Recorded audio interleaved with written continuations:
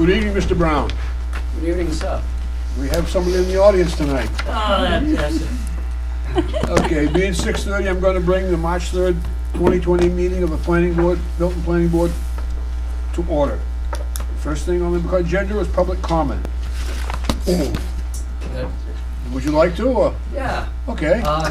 As you have a full board and I'm the alternate, I will say the same thing that I said last night when Ryan was leading his position as selectman. That is a good thing when people come forward to serve, and when they serve with goodwill and grace, it is an extra pleasure. That should be a matter of record. Thank you. Any more? Not hearing any, I'll close public comment, and we'll go to continue to research and rework zoning amendment 2 that failed in 2019. Bruce, do we have anything added? Well, there's two things. One, I hope everybody remembers where we stopped. Sorry. But my update to you is that I have been working with a very intelligent gentleman who is on the Conservation Commission to try and get to a point where we have at least a rough draft for you all to look at. Yeah. The reason for that is simply because Steve has been looking at what the attorney said and taken it to heart, and we both sat down several times. We're working our way through this. I know that you started to do it at our last meeting.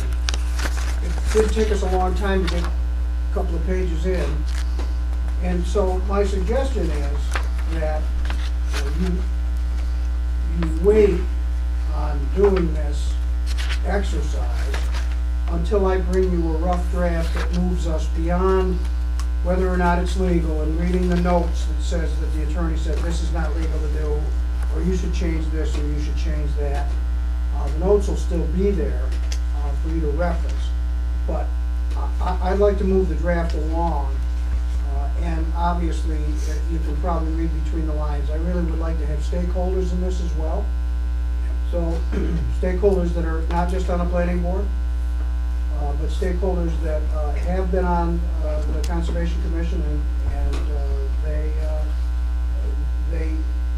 are very smart. And I think that once there is a back and forth discussion between us on what makes sense to do and what doesn't make sense to do, what's legal, what's constitutional, I think we're meeting in the middle, and we're getting beyond those illegal issues, and we are going to craft something that I think would be much better and more acceptable to all of the voters in town when after you send it to the voters. So it is up to you. We can begin where we left off, and I will use those, and I have used those already, your comments and what you decided the last time. But if you feel like you're doing something that we'll eventually do about a month from now, then we could put it off. It's up to the planning board. Who says what? I'd like to wait and have other input from other sources. Is that agreeable to everybody? Yep. We'll hold off until whenever they finalize with conservation. I have all your comments. They've already been worked in so far, and so when we do get to that, we could skim through a few pages and then really get into the meat of the matter. Sounds good? I anticipate that it will be early April. Today is whatever it is. Early March, the Today is 3rd. early March. So it could be late March or early April that I'll bring you this draft. It'll be, yeah. Well, if it's not the next meeting, it's the 17th, so it's going to have to be the April meeting. Right. That's what my schedule looks like, and his schedule looks like. We're also doing some research into what other communities, both in New Hampshire and across the country, have done with regard to, especially some definitions. Good. So I will work that and get back to you. And it's still on you're still on schedule for what your work plan says. Okay. Next is pole and conduit licensing resolution. This is from the town administrator. It is, this is a suggestion that came from both the town attorney and other attorneys that are working on the issue of ensuring that the town fairly taxes utilities on their infrastructure, not to not just include poles and conduits, but other utilities that are either in the town's right-of-way or are in private right-of-ways and are accessible assets. Now, by that I mean they don't have to be on town or maintained right-of-way or on town property. They can be on private property, but if they're accessible assets, that utility is able to be taxed by the town on that infrastructure. So one of the things that I've been recommended to bring to the board and get the ball rolling is this idea that when people come to you for a new development, for a new subdivision, that promises to install new infrastructure, and it could be poles, could be electric, could be conduits, it could be stormwater, it could be whatever utility that we have in town. I don't think there's much more than the power companies and the cable companies right now, but the bottom line is that this draft language that you see, I hope in front of you, in red, added in the appropriate place in your subdivision regulations, does say that the person who is subdividing shall further provide a written acknowledgement from all the providers of utility services, which could include electric, communications, gas, water, etc., approved as to form by town council. Said acknowledgement shall acknowledge each utility's obligations to pay real and personal property taxes for the use of any public rights-of-way associated with a subdivision, provide for the indemnification of the town for injury and damages associated with said utility use of said public rights-of-way, and identify the name of all utilities sharing and poles or conduit located within the street or utility system for which acceptance is sought. I don't think this is bad.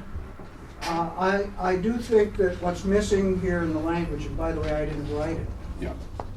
It was provided to me by legal counsel, and I'm bringing it to the board for discussion and possibly fine-tuning or making better.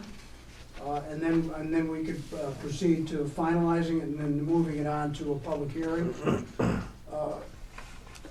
What I don't see in here is the idea that it's really the policy of the town that anyone who subdivides new land, creates new lots, obviously has to have access to those lots by statute.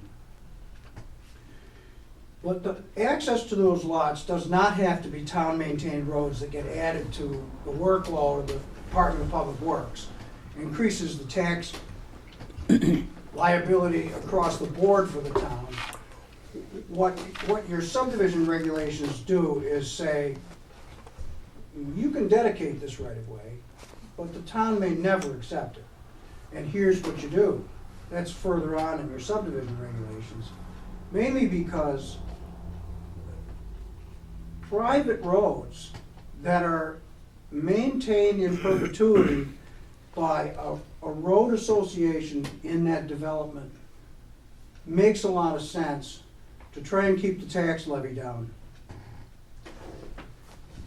And so, as soon as you say this language, it really is kind of saying, in a way, and I want you to think about this, it's kind of saying, well, if you propose a new road to create your new lots, we're gonna let you make it a town-maintained road. And at some point, once the road is constructed per standards and vetted that way, the town can vote to take that road over and maintain it forever. What I'm saying is, we don't want to lead them to think that that's the way it is. We want them to think that what the town would rather see are private roads maintained by those that live in that development. And the safeguards, of course, are either a homeowners association or a road management association. And that's talked about right in other parts of your subdivision regs. I'm suggesting we think about additional language that just talks about public utility infrastructure that may be within the rights of way of privately maintained streets, and that they are taxable as assessable assets. I think that should be added somewhere here. I'm not sure exactly what the wording is yet, but it's something to think about. And I kind of want you guys to talk about this now. I've already talked too much.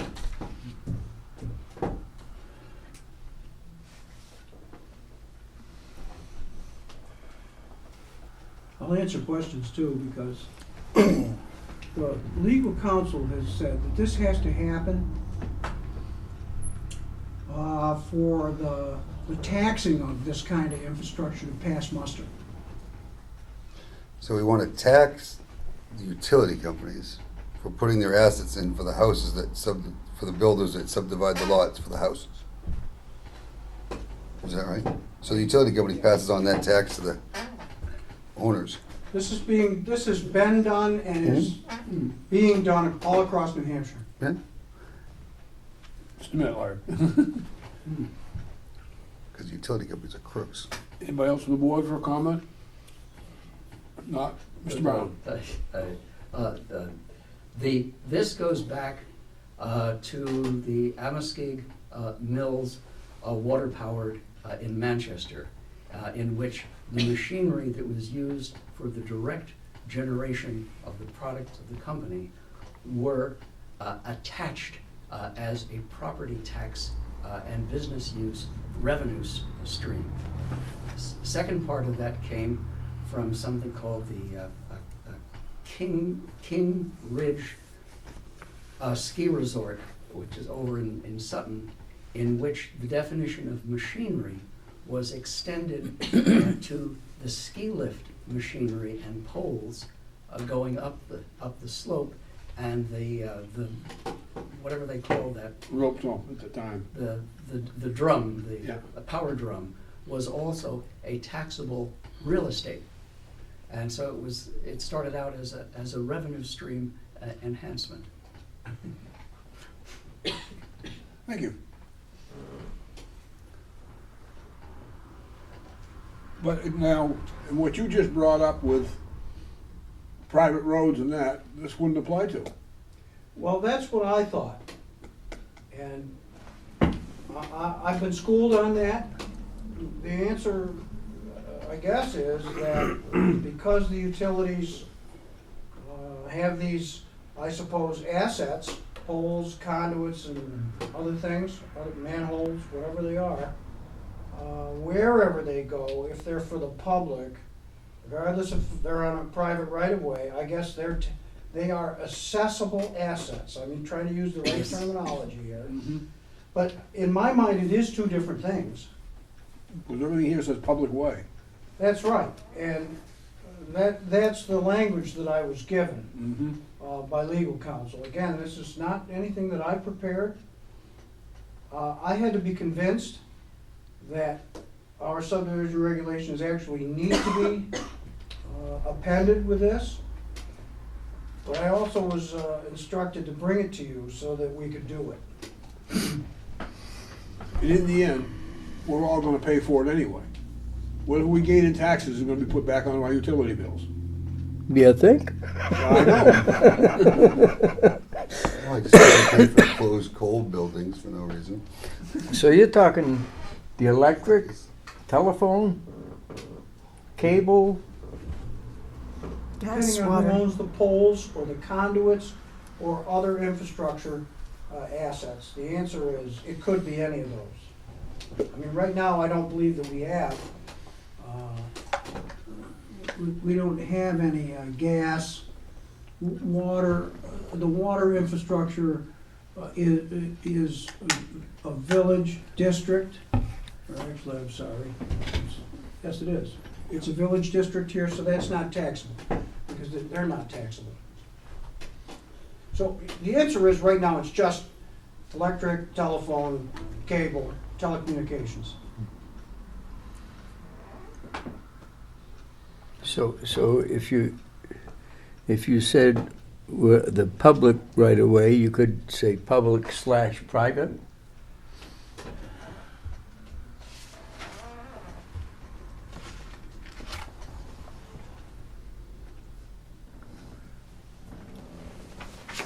You could do that. For the use of any public or private rights of way associated with a subdivision. Yes. Could be as simple as that.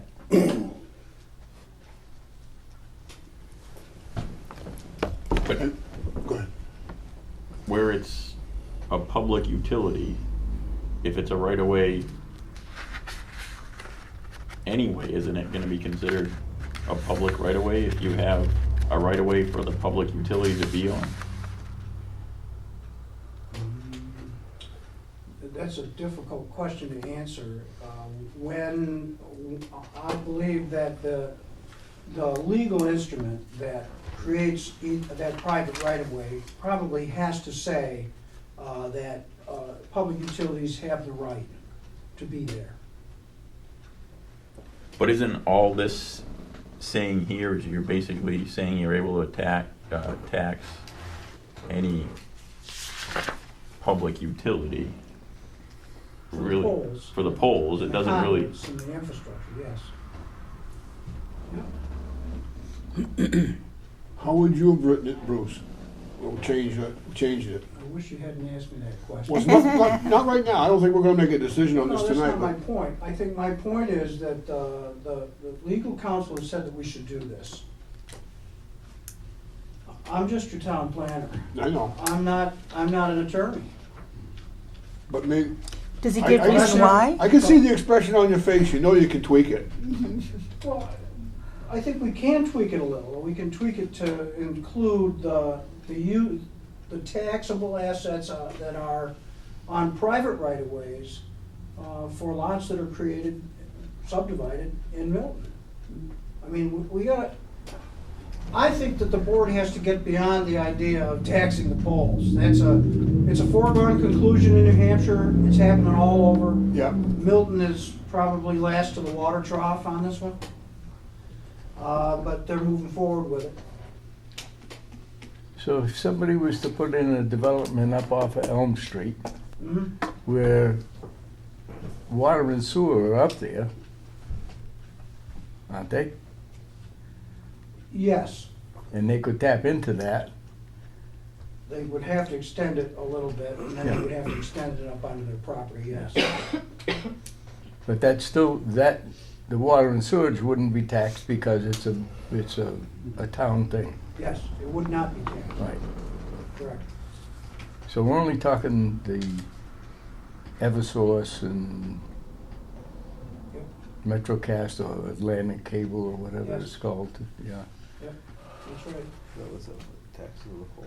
If there was a gas company, like there is in Dover and Portsmouth, Yeah. it would be the same. Yeah, yeah. So I think you could fix this just by saying public and private, and/or private, And/or, yes, and/or. yeah. And I would put a clause in there that would say, where that infrastructure that's located on private rights of way with utility easements are construed as assessable assets. Yeah. Larry, That trying to dredge the rear neurons. When we had this discussion in municipal and county, as I remember, there was also some discussion as to that right-of-way for the conduits and poles does not create any other right or of pass and repass. And so that was just something that came.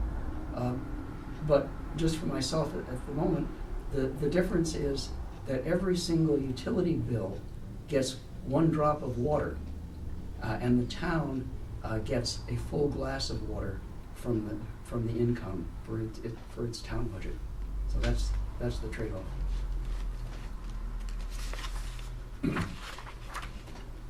with what you just suggested putting into that, Bruce, could we get that looked at by the attorney? Yes. Okay. Now, up in the, in the letter from the town administrator there, talks about at least 10%. 10% of what?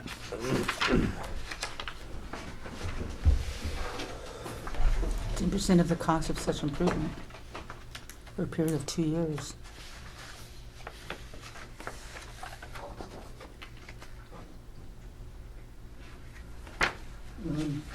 I did get a subsequent email from,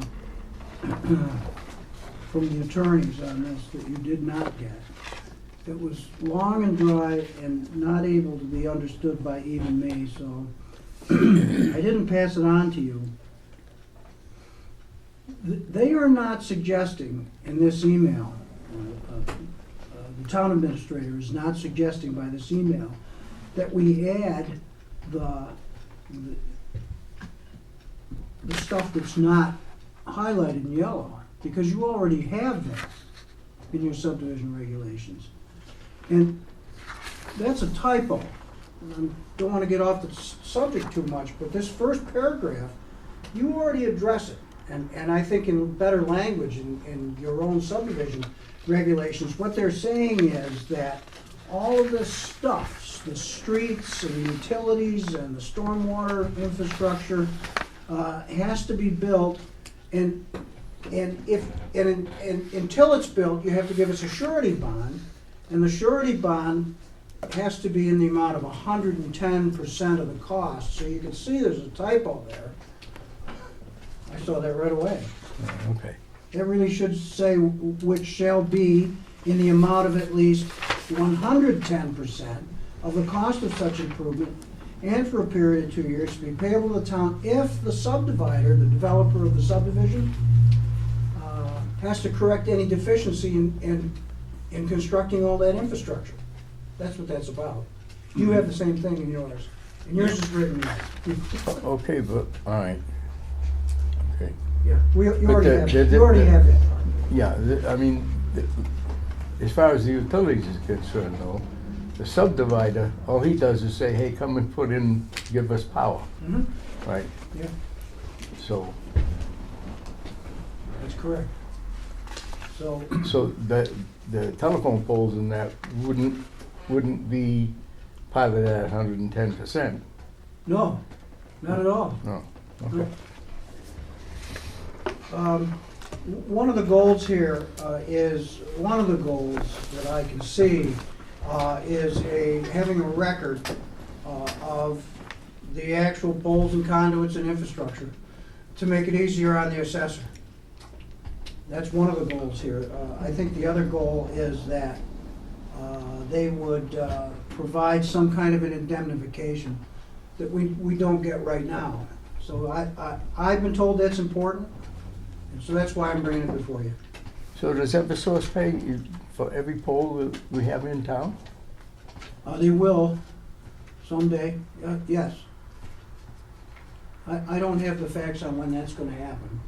You Well, might that have- ought to add about 3 cents to your bill. Knowing them would be about 35 cents. Huh? Knowing them would be about 35 cents. Well, aren't That they really isn't on our paying, plate though, whether it gets done or not. they're paying a portion now, It could be. yes. Because there was a, I don't remember the exact details, but there was a disagreement on the amount that they've been being charged. And this is all supposed to straighten that whole mess out. I don't remember all the exact details on the figures, but there was a problem with what we had done in the past. And the current assessing company is trying to fix that in conjunction with legal counsel, so. Yeah, so this comes out of that work, that's all I know. I don't know too much more than that. I don't know anything about assessing, other than most towns do this, and I guess Milton does it, but there might have been problems. And so this is solving one of their issues. And it's for new development, only for new development, obviously. Do we want leave it as it is and have a public hearing on adding it at a later date to the site plan approval, site plan? Or we're gonna have Bruce. Well, Yeah. Bruce, would you want Bruce Yeah. to tweak it? Yes. Yeah. I Okay. did write down your suggested language, and I think it makes a lot of sense. Yeah. I can add that. I can send it to Carrie Ann Roman Yep. if you like. And this is, again, this is kind of out of my wheelhouse a little bit. But it does make sense to me that you really shouldn't point a developer in one paragraph to believe that they are going to get their roads that they built off of their plate and off of the people who eventually will live in the subdivision's plate and onto the town's plate at some point. When all towns really have tried to minimize the number of new streets that, that the town takes on for maintenance and upgrades. Sounds good. That language is all throughout your subdivision regulations. Let's see what Carrie Ann says. Okay, moving on, rather quickly. Minutes for the approval of February 4th, 2020. Make a motion to accept them as written. Second. All those in favor? Aye. Opposed? Other business? Other business has to do with the Mighty Joe revision to the site plan that you approved that had many conditions to it. Yep. Several of those conditions had to do with the proper construction and construction engineering inspection of stormwater infrastructure. One of the things that was required was a stormwater agreement between the town and the developer on what exactly it is they're going to do, what it is they're gonna allow for inspections, the amount of money that they would put towards escrow. Yep. Escrow for a couple of things. Escrow to ensure that your consulting engineer is paid a proper fee. So I think that you probably have in front of you the letter that I asked Scott Forcier, your consulting engineer for Du Bois and King, Yep. to prepare for the scope of services, and that was done on February 18th. So the scope of services are broken into tasks, and the sum total of those tasks is a little over $10,000. I then reached out to Dan Flores, the engineer for the owner of Mighty Joe Campground, and let him review that, including the cost. And they answered back to say that the Du Bois and King agreement is acceptable to the owner. And so they will, with your approval, a couple of things should happen. One, with your approval, the land use department will ask the owner of the campground to provide a check for the escrow agreement, which also has to include a small amount for a review of that agreement. And let me, where am I here?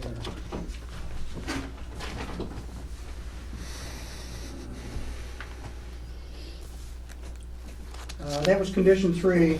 And condition 3 said, since the project does trigger the need of an NOI with SWIP under the federal CGP, those documents shall be filed with the town prior to the mandatory pre-construction meeting. The SWIP shall be submitted to the land use office as soon as it's received in order to complete a stormwater management agreement between the town and the applicant. The stormwater management agreement shall mandate a recurring maintenance and inspection schedule for all stormwater treatment and infiltration infrastructure. The agreement shall provide the inspection report forms, and the applicant shall inspect on the required schedule and submit said reports to the land use office specifically for all infiltration swales, berms, and bioretention areas on that schedule. The agreement shall mandate engineer oversight and inspection of stormwater infrastructure with funds from the applicant put in escrow sufficient to pay for said construction inspection. And that stormwater management agreement shall become part of the approval. So That, and I think conditions 4 through 10 after that can be included in the agreement.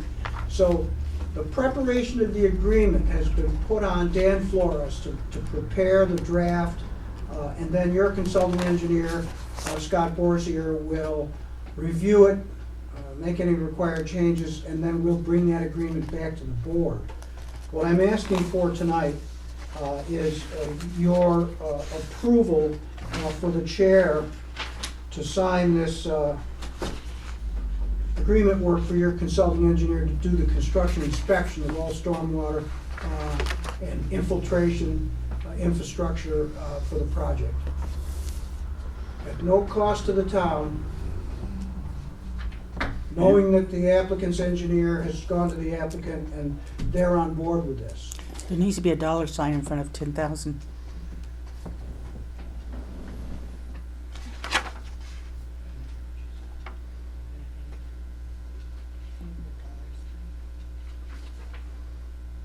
Oh, he left a dollar sign off, but it is meant to be $10,100. We would bump that up a little bit to talk about the review of the required agreement. So we might ask for 11,000. Okay. Anybody want to make that motion? I'll make a motion for the chair to sign on behalf of Second. the planning board. All in favor? Aye. So done. I visited the campground today. The major stop right now on it is they've got to go look for bones and arrowheads. What, New really? Hampshire Heritage Bureau. Yep. Mhm. Mandated by the One of state. their required stops, when they have to do all these other permits, is to get an assessment done by the New Hampshire Heritage Bureau. And it's very, they don't stop. They get very down and dirty. I can't remember the word I'm looking for, so I'm searching right now. What's the word I'm searching for, Larry? Thorough. They're very thorough with regard to historical, archaeological, and flora and fauna and endangered species. They run the gamut on a project like this that is going to disturb some land, so They start tomorrow. that's a good thing.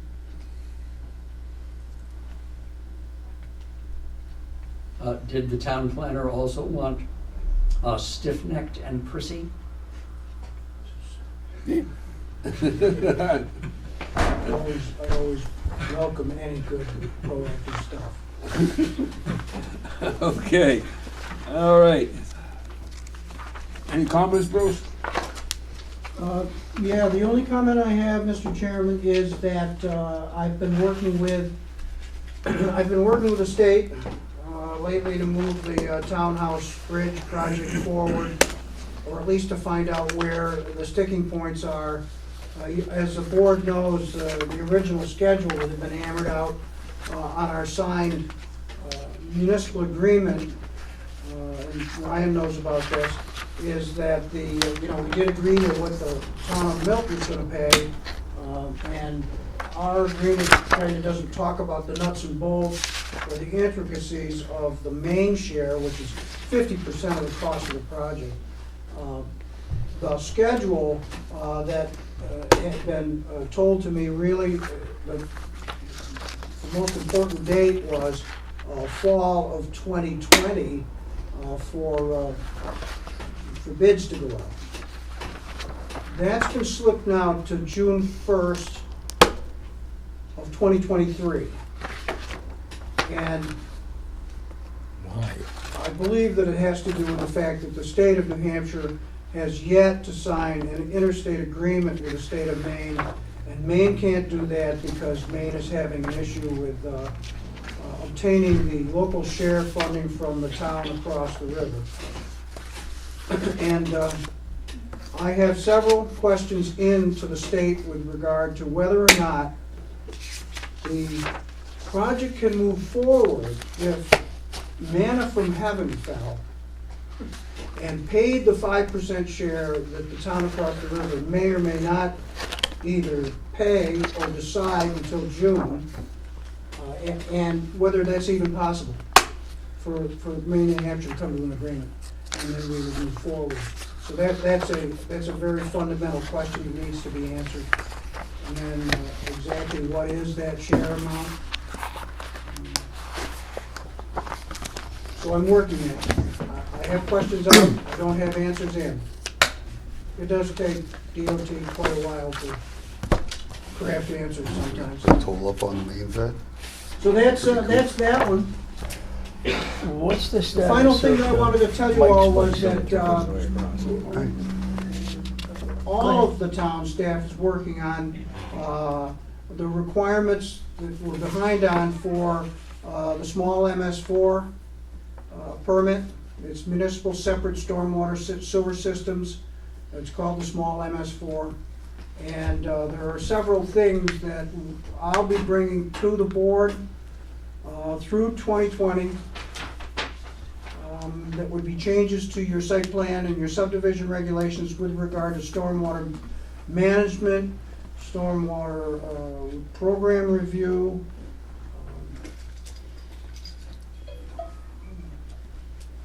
construction site stormwater runoff control, and these are things that need to be either tightened up or added to your site plan and subdivision regulations. And there's a Gantt chart here that we're working on, and I guess it's on both sides, but I got my notes over here. So I have my marching orders, and it's pretty benign, and these are things that will help.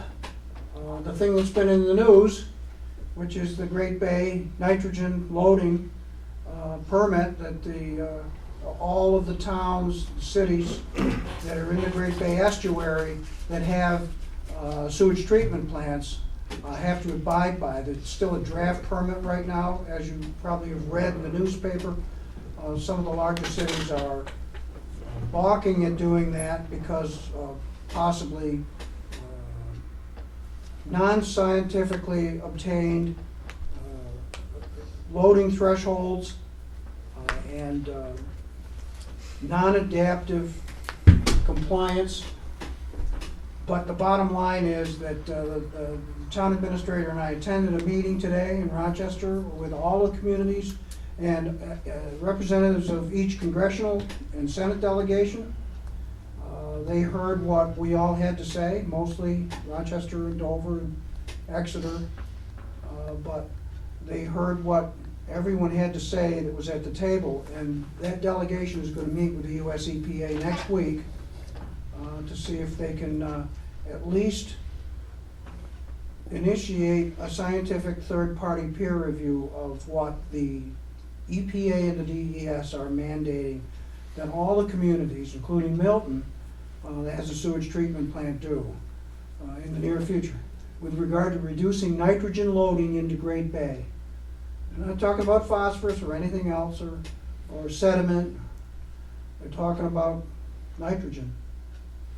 And didn't they, EPA and the mandate the sewer system here in town back in the 80s? They did. Mm-hmm. Absolutely they did. Yep. So the only thing I can tell you about Milton is that Milton has not been tasked, to my knowledge, as the larger cities have, with spending millions on upgrading their sewage treatment plants. The meeting that I attended prior to this one, I specifically asked, well, what about Little Milton? And they said, well, as long as your nitrogen load does not increase that leaves the plant, you won't have to do any upgrades. The problem with that, as you may guess, is that, and this is my opinion now, and again, I'm not a scientist, I'm not an attorney, I am a planner, and my opinion is that if you have a plant that is running at 50 to 60% capacity, and you have a good development that wants to come to town that's within the sewer district or can expand the sewer lines out to whatever that they want to develop, which may be good for the tax base, I don't know.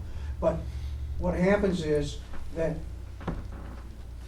anytime you increase the amount of flow into the sewage treatment plant, guess what that's going to do at the outfall?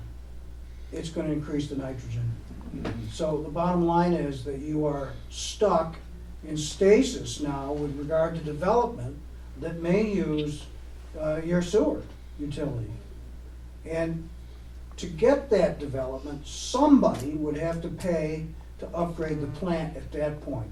So it's not good for Milton, it's not good for Dover and Rochester and Portsmouth. We do have different issues though, as you know. We have that non-point source pollution that creates nitrogen because of septic systems. And that's hard to bring into compliance, especially when the state doesn't help. And the reason I say that is the state could mandate certain things happen with regard to septic systems where we don't have the enabling law at the local level to be able to do that. The state could mandate the use of certain types of fertilizers around the lake, but we can't do that because we don't have the state enabling law to be able to do that, not even using a health ordinance. As you know, I've worked in Moulton. I've written 7 revisions of a health ordinance. All 7 of them have been shot down by legal counsel especially because the triggers for getting legal evaluations of septic systems at the time of real property transfer has been shot down because there's no mechanism in New Hampshire at the state enabling statute level that allows a town to do that. So I'm still searching for a way up there, and if we can find one, we may use it here. All for water quality. And we'll see where that ends up. That's all I have. Thank you, Bruce. Have we heard anything from What's that? the state about the old firehouse? No, not a word so far. No, I didn't get an answer back. And I haven't got a request for Isn't that the astounding? occupancy permit either. I will do this for you, and it did kind of fall off my radar. They told me they were going to kick it upstairs, whatever that means, and then get back to me. So as you know, that was more than 2 weeks ago. I'll send another email and remind them that they were going to get back to me. I don't think they've gotten back to Mr. Cheney either, because he hasn't been in for an occupancy permit on that building. It's done. Well, it's not done, because the site isn't done. Right, but the building itself is done. Understood, but if, I'm not I guess- signing, I'm not doing any COs on it, right, but, I guess my point is that at some point we'll have to do a site plan inspection yeah. to confirm that all of the aspects of the site plan that you approved have been completed. As you know, you do have the ability to issue a temporary certificate of occupancy with an end date on it, if they really need it badly. Mhm. I don't know what the timeframes are for that, Yeah. but that again, that's your bailiwick. And the thing that I would ask for is that we make sure that that site gets completed before they get a certificate of occupancy. That's how things should work. Yep. Now, you asked me about Mike's. Yeah. Yeah. He's lining his contractors up to start the site work. They're cleaning out the building now, to clean it all up. And he did have a potential renter, but that went because this renter is now looked at Lakeside. And he's going before the ZBA for a special exception because Oh, I it's saw commercial. that, yeah. And if that doesn't fall through, he might come back to Mike's.